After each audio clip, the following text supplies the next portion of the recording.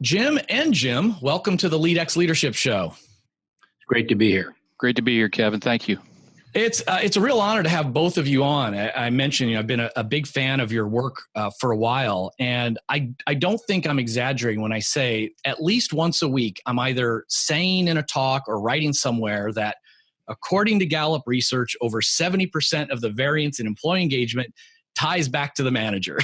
I've been saying that ever since I learned of that. And so I was delighted when I saw and got my advanced copy of your book, It's the Manager.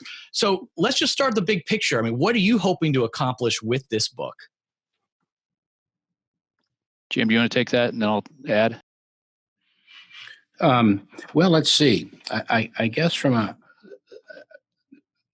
the big horizon, Kevin, is that here in the United States, there's about 125 million full-time jobs, and when we ask those people, are you engaged? And especially with millennials, because job and life are beginning to overlap a little bit. But the point is, only 30% of them really feel good at work, and that means you can kind of guess that then only 30% of them really have a fulfilling life. And so you say, well, how would you fix that? How could you help America boom? Economy. We need our economy to boom, regardless of what you read in the newspapers. Our GDP per capita is lagging. So if you said, is there a lever that we could pull where we could go from 30% to 60%, which would transform the country more than almost anything else we could do? When we look at it, we go, it's really not about all kinds of pay and benefits and all that. It's just about the manager. And so we thought we would just kind of put everything that we know into one book and say, if you really want to boom your own workplace, these are the things to do. And it's just the manager. So the workplace is changing rapidly, and we've been studying this for quite some time. Increased diversity, more remote working, matrix organizations, increased digitization, mobile technology, more gig work, more flexibility in terms of work life. Jim mentioned the productivity decline, but I see that as I've watched this field over the last several decades, the science of management has advanced significantly, but the practice of management hasn't as quickly as we'd like. We've seen some gradual upticks in engagement, but they're small compared to what we'd like to see. As Jim mentioned, to get that up from 35%, 34% to 60% would have a huge impact on people's lives, on businesses, on global productivity. And we've seen so many links to these metrics, to various outcomes that you can really get excited about what organizations can do. And there's just huge opportunity out there for organizations to change. Yeah, you've hit on a couple of things already that make me want to dive in. But on the higher level of the book itself, I want my listeners to realize, I mean, this isn't a traditional Gallup book that they might be familiar. I mean, it's really got everything in it. And in fact, the appendix in the back, I think, is bigger than the front matter in the front. There's so much here, including a lot of the Clifton strengths materials. So how do you see a manager utilizing a leader utilizing this book? You're not going to read it cover to cover in one night. I can tell you that. I would think of it as more like a handbook. There's the chapters are all listed off. They're really grouped into 5 different sections. There's an introduction, but then there's a section on strategy, really geared more toward the impact of leadership in organizations, one on culture and how you change a culture. Every organization's looking to do that, it seems. The employment brand, which is really about the employee experience through the life cycle, and then a section on the future of work that includes a number of areas, including diversity and inclusion, women in the workplace, baby boomers, and those that are retiring, those that aren't, and thinking about that for a business, benefits and perks, flex time, the new office, innovation, and a number of topics all the way to AI and predictive analytics. And so, as you said, Kevin, it is loaded with a lot of information, but they're very short chapters that we would expect a manager or a leader to pick it up, scan the chapter headings, and think about what issues their organization is facing right now, hand it off to their team. They can read a chapter in 10 minutes, probably have a good group discussion about it. And so that's kind of how we see it being used. There will be some probably that'll read it cover to cover, but we think most people will use it as a reference. And we tried to pack in a succinct way our latest research in each of those areas. I think the point is that we've been on the wrong track. Well-meaning people have been on the wrong track, and that's trying to make employees satisfied. They don't really want that. And so when you add the 4s and 5s together, like most companies do, and you say, "Hey, we got 90% engagement," no, you don't. You got 15% of the people saying 5, and then you got 75 or some kind of a number saying number 4. But you're just going down the wrong path. What they really want is development, especially millennials. If I come here, how will you take me? Will you figure out my strengths? Will you really try to make me the best I can be? So then let's say that one of your listeners says, I want to be that. What exactly should I do? I don't know exactly what to do from that. The answer is you were trained to be a boss in your business school or your MBA school. That doesn't work, especially with millennials. You've got to go from being a boss to a coach. So you say, well, that makes sense. That makes sense to me. Imagine trying to boss a team rather than a sports team or something rather than coach it. But then they say, I don't know exactly how to go from boss to coach. This book answers that.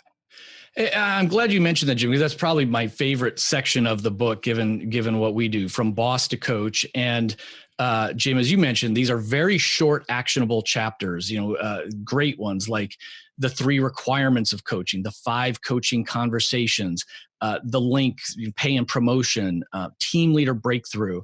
And you already addressed a little bit of this, but you've got a chapter on a question that I get asked all the time. Why don't employee engagement programs work more? Meaning we know we've got a problem. 33%, right, are actively engaged. And we know the triggers, the drivers of engagement. So why it's moved up a little? Why haven't we gotten to that 60% yet?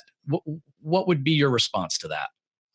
I think, engagement surveys are in most organizations now. So there's a well-intended activity out there, which is asking people their opinions. But the right procedures and processes haven't been put in place to make it real in managers and employees' lives on a continuous basis throughout the year. And so that's where those ongoing conversations and the development of each person are important. So there's really 4 areas we found that you've got to get right if you're going to make an employee engagement program work effectively. First, it's got to be integrated into how you think about the overall company and the strategy of the company. It's got to start with leadership. Second, there has to be really clear communication throughout the organization about what to do, when and where and why, and how this relates to everything else that's going on in the business. So is it a separate survey, or is it integrated into our philosophy about people and growing a business? Third, it has to be integrated into manager development, as Jim mentioned. The concepts you're measuring have to resonate with managers in terms of how they're developing continuously, so that the metric doesn't just sit in kind of a silo in the organization. And then finally, there has to be a system of accountability where each manager knows that part of their job is to be a coach. And there's a metric that helps them know how well they're doing in terms of being a coach. Not just a person who delegates, not just a person who's responsible for profit. That's of course extremely important, but they're also responsible for building a culture. And we know change happens at that manager-led team level.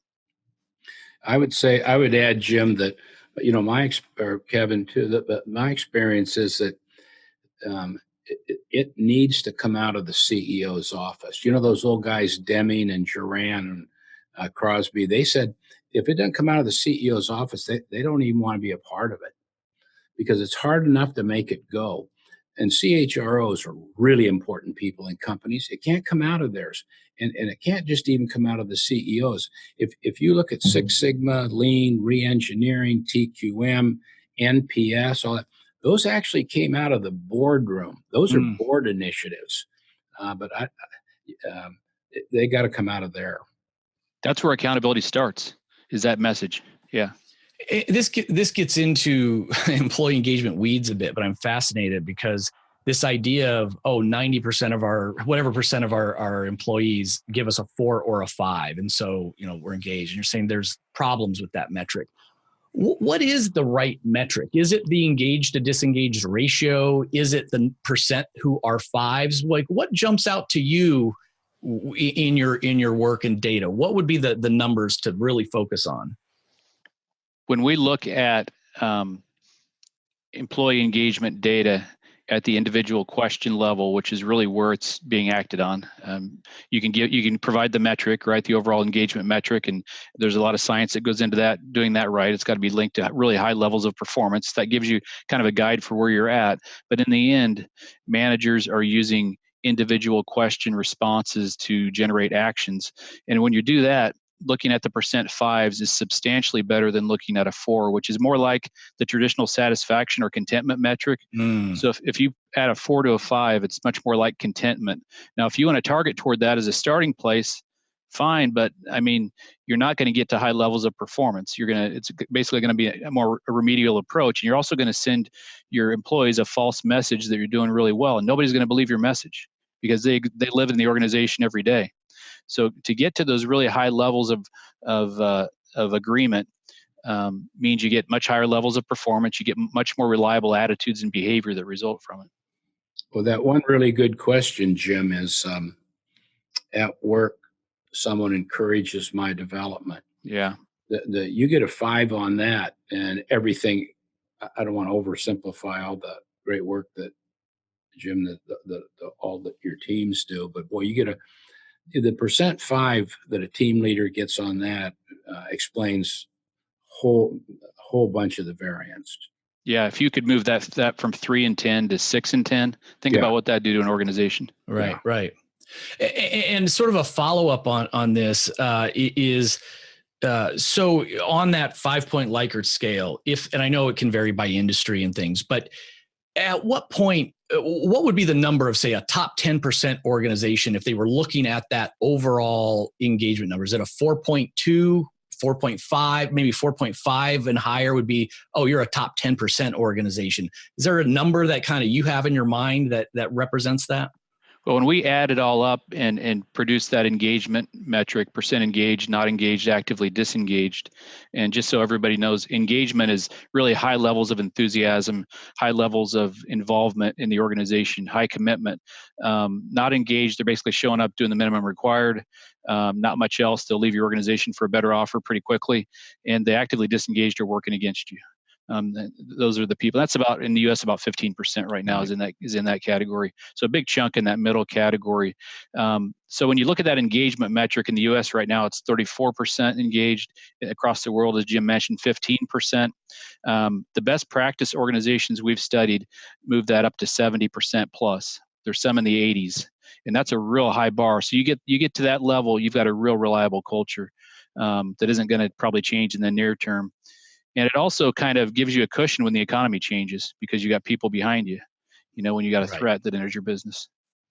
Now, I'm curious about your views on a couple of trends that I saw. I had taken a few years off and raised my kids and did some nonprofit work. And then I kind of got back into the human capital management space and discovered a couple of new things. One was people were sending surveys out every month, 2 months, 3 months, pulse surveys, which I wasn't so familiar with, when I was in the business over a decade ago. What are your thoughts on this pulse survey approach? I was on a panel a few years ago where there were a number of people saying that pulse surveys were going to take over organizations. Now, first, I think pulse surveys are very important, but they have to have a clear purpose and they have to be owned by somebody. Otherwise, it just annoys people. The annual survey hasn't gone away. In fact, semi-annual full census engagement surveys are still a best practice because you can get the data down to a local level where managers can use it. It comes around at enough time where they can do something with it. But the pulses can be very useful strategically. Let's say that you've got an issue that you want to check out, how well it's working in the organization. Maybe it's a benefit program. It could be anything. You want to see how well it's going.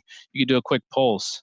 Maybe there's a new metric you want to check out on your employees. You could do a quick pulse. Maybe there's a team in your organization that's been working on an initiative and you see how well they progressed. You could do a pulse on that. So we've got several hundred questions in our database that are useful for that purpose outside of our core metrics. So I think the key though is you've got to have strong ownership for what you're measuring. You've got to know what in advance what you're likely to do with the information, and people need to know that you're using it. Because if you're not using it, then you're going to hurt future participation, right? Right. Yeah, it'll become an annoyance, and it'll hurt the brand of the survey to begin with. We've come into a number of organizations that have been through that kind of process, and just doing a survey is a big hurdle to get over again because it hasn't been used effectively. And the other thing that again sort of surprised me a couple of years ago was it seemed like the conversation shifted from employee engagement to employee experience. And to me, the experience movement so far has felt a little squishy. Like, what does that mean? What is included in it? What is it not? It sounds like engagement is a subset. And where's the research that this experience stuff is moving? Have you seen the same thing? And what are your thoughts about this perhaps shift to talking about experience broader than engagement? Yeah, I would say engagement sits within the employee experience. It's a way of kind of measuring what's happening in the employee experience. But think about the employee life cycle. Everybody has one of those, right? It goes from attraction to hiring to onboarding, and then a bunch of stuff happens and people leave.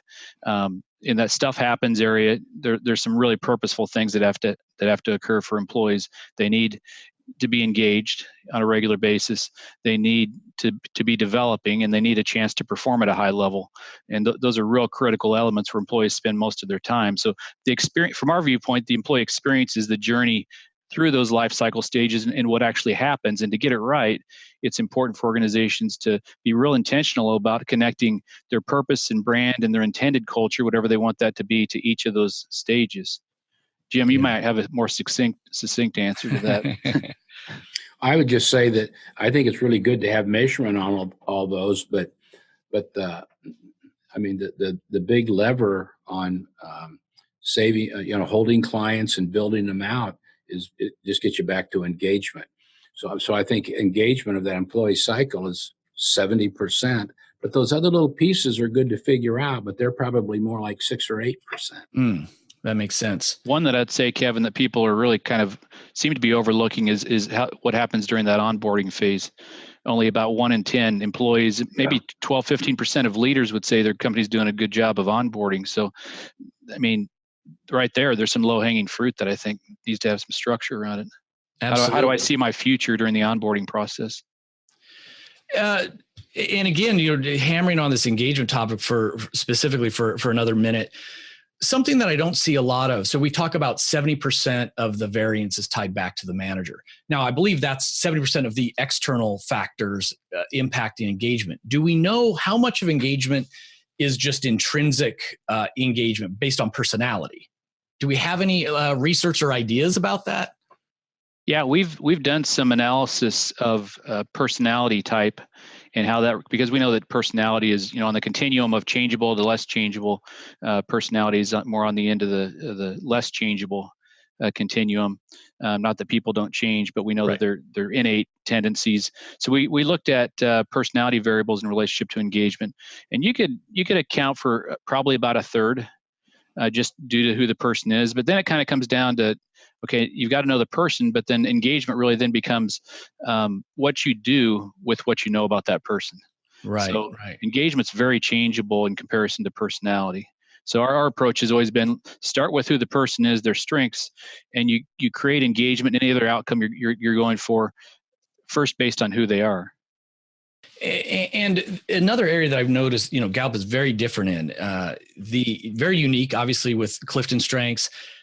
There's many other human capital management consulting companies out there who really seem to push, their competency models. And we won't talk specifically about them, but they sell their competency models. They do the research to tailor the competency model. Everything's mapped to this big competency model. And what's interesting is some will have 7 competencies, very well researched with correlations. Others literally have 67 competencies. That's a big range. Now Gallup has not really pushed like that with an official competency model that everything else hangs from. So talk a little bit about competencies. To me, it's important when you think about competencies to differentiate between what people can actually change through skills and experiences and knowing themselves versus what's less changeable and more like an innate trait. And I think many times competency models don't separate those two things. And when they don't, it creates frustration because people are trying to become something they're not. So the way that we approach it is, well, first we did a bunch of research looking at hundreds of studies, everything we get our hands on related to competency models, map them. We're able to map them to 7 categories. So, one of them is called developing people. Now you could say, well, certainly some people are going to be naturally better at developing people, right? But if people know themselves, they can think about how they do that in a way that's appropriate to them and the people they're working with. So everybody can improve a little bit on that, at least, maybe a lot. So those are kind of my thoughts on it. But we've summarized some research we've done in one of our chapters in the book that kind of get into those 7 core competencies that we think are important across job types. That's great. I think, Kevin, one of the dangers with competencies, sometimes the items aren't actually scientific items. So they'll say, during times of crisis, walks the talk. Right. Oh, what does that mean? But the other thing is that, let's say that I'm your team leader or your manager, and I bring in some data, my 360 data, and I say, Kevin, here are some things that we found, and mathematically, these are things that are your weaknesses. Mm-hmm. And then here's another one, and here's something. And then I call you and go, hey, Kevin, I found some more things wrong with you. After a while, I become an expert on what's wrong with Kevin. Mm-hmm. Mm-hmm. I know more clinically what's wrong with you than your mother does. It's not. Now, we should know some weaknesses you have. You don't like to speak in front of people, or you don't like opening calls. You like to get in with, I don't know, whatever it is. So you and I know those. The problem with this is that there's no research at all that backs me really digging way into your weaknesses develops people. We just assume it's the right thing. And so you and I we can know your weaknesses, but I need to spend that same amount of time. So if somebody says to Kevin, Jim's your boss, does he know you more by your strengths or weaknesses? That answer needs to be strengths. That's great. That's a great way to put it. So when it comes to selecting managers, whether from the outside or promoting internally, how do we do that? How do we start to uncover who has the traits to become a great leader? So we've been able to conduct hundreds of studies on that topic over the last several decades. And we've started with studying the best. So how do you define the best? Well, we look at those that are performing at a high level, managers who are performing at a high level with their team. They have higher productivity, profit, whatever the organization designates are the right metrics for them. They keep people. Nobody's going to be perfect at keeping everybody, but they keep a lot more people than other managers do. They create an environment where customers are highly engaged in the service that they're getting. That doesn't happen by chance. It happens very intentionally through good management. And they have higher engagement among their team. So managers have responsibilities that are varied, and so we use a lot of different outcomes. We look at success, then we study the traits of those managers by asking questions, studying responses to those questions, grouping them into dimensions. And we found there were 5 dimensions that differentiate broadly, that differentiate successful managers from less successful managers when we're talking about innate tendencies that you can select for. The trouble is most managers don't get into those jobs because of those tendencies. They get into those. Go ahead. Well, and literally, on a practical basis, I mean, this is a pre-employment assessment that could be done, right, to help filter through all the candidates and narrow this down. Again, research backed, and in an ideal world, you've got 5 great candidates from that screen, and then you go from there. Yeah, there's some that just love to work with individuals and the idiosyncrasies of people. Other managers just kind of, they get into the role and that's the part they don't look forward to.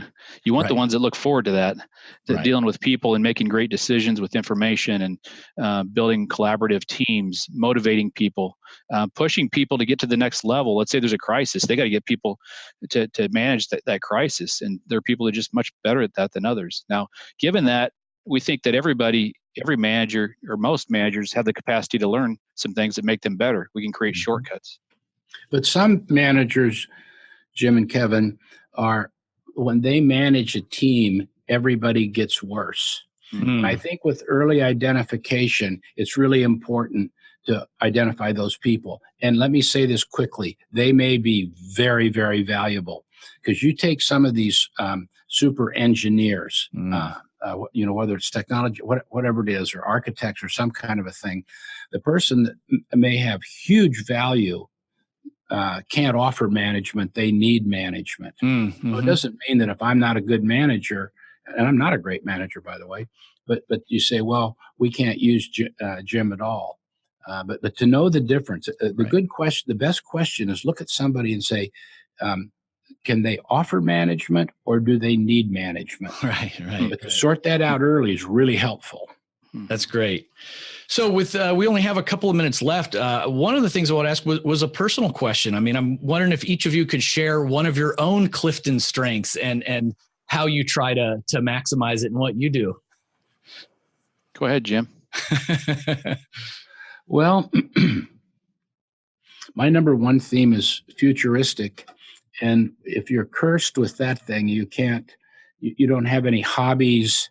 You can't watch sports, because almost everything you see, you wonder where it's going, what it's going to turn into or where it's going. But another one is individualization. Because when you're CEO of a firm like this, you're sort of always making calls on clients or prospects and all that kind of a thing. But what I've noticed over all these years, I've had kind of the same job my whole career, but is that what you think is on the table for the deal, whatever it might be, and you think that all the people on the other side of the table want the same thing. Every one of them wants something different. And if you can figure out what it is that's behind each of those faces, you really have an advantage over your competitor. So, but futuristic and individualization are kind of what I do every day. That's great. Yeah, for me, and also I would say this is as much an advantage as a curse. Focus is one of my top themes, and I just love getting immersed and absorbed in things. But the other one that kind of balances it out, I think, is relator, and individualization's in there too. But so I've got to plan out time where I can get immersed, absorbed, as Mihai Csikszentmihalyi would say, get into flow. But focus also makes me lose track of time and lose track of other things. So that's the curse part of it.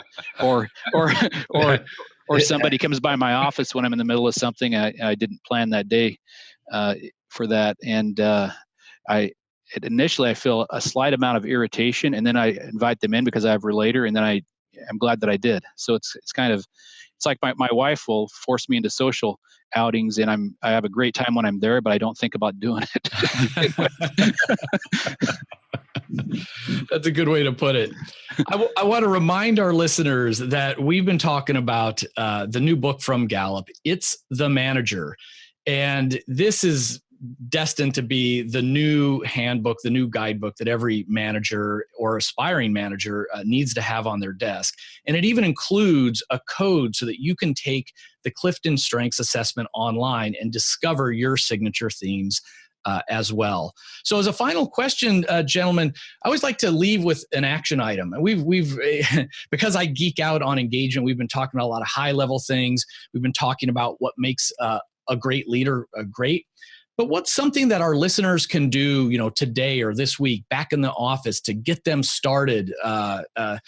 What would be your advice? Jim, go ahead. I think the first thing is to get to know the strength. I know we just talked about strengths, but I think to get to know the strengths, your own strengths first, and the strengths of the people that you lead will make your team much more efficient, and it creates a shortcut to getting everything else done. It's a different lens than traditional leadership development has taken, where we try to kind of put everybody into the same cookie cutter sort of approach. I guess I've got to say that that's the place to start, because it leads to everything else being more efficient. We've got to get to know each other. It opens up the door for how we label people, how we think about people. It can get past some of the D&I issues that people are having right now. I mean, there's a kind of a wide open door just with that one thing, I think. Yeah, and it goes back to the idea of individualization, figuring out the right way to interact and leverage each person. Right.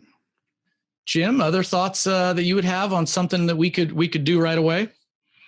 Well, I think what would change anybody's team or their company or the United States of America. I mean, and I was really happy to be a part of this book with Jim, because America needs to take their game up right now. China really is coming. There's only 330 million of us.